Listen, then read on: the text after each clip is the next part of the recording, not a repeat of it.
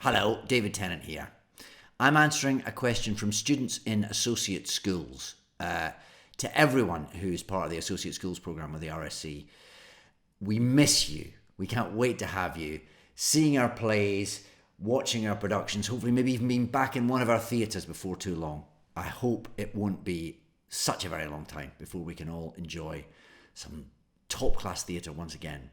Now, the question I've been asked is, what is your favourite Hamlet soliloquy and why?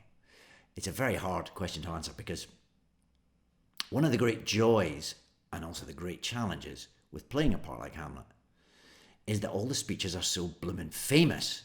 You come on stage to do something like To Be or Not To Be and the audience are practically chanting it along with you.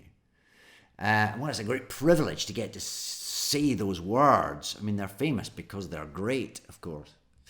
It's difficult to try and mint them fresh, find new ways of interpreting those words. I suppose my favourite in performance was always, "Oh, what a rogue and peasant slave am I." So Hamlet's just seen the players visiting Elsinore, and he loves them. He loves actors. He loves the theatre, and he sees them. He sees one of the players do a speech about Hecuba, and he brings tears to his eyes, and he is deeply emotional. They go off, and Hamlet punishes himself with the idea that this man can get into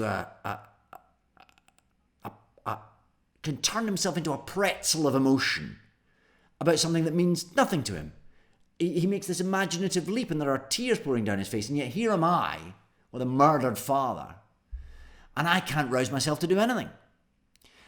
So for the first part of the speech, he's sort of castigating himself, punishing himself, loathing himself for all his perceived inadequacies. And yet, as the speech goes on, he manages to find this passion and fire himself up. He hits on a plan. He's going to use the theatre to catch out his uncle. And once he's got that, once he's got the proof of his uncle's guilt, then everything will be fine. So he moves within that speech. It's a beautiful speech to say, of course, but the journey of it, he moves from someone who feels like he has nowhere to go and has no tools at his command to make his situation any better.